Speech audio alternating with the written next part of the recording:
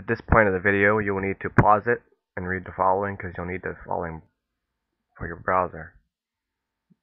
Now you'll go onto the screen, as you can see, the website I'm using, which will pop up. You had to create an account. You used to be able to watch most of the links there for free without having to sign in, but I just create an account. It's quick and easy, and it takes literally a second. Once you create your account, you just log right in.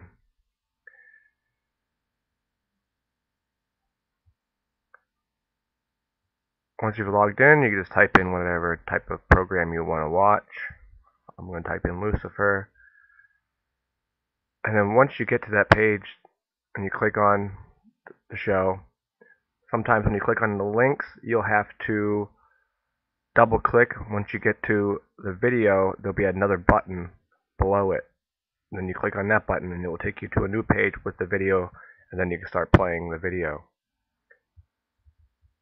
I'd be careful with some of the links because some of the links have redirects, but other than that, as long as you have the add-ons that I listed in the beginning added, you should be fine.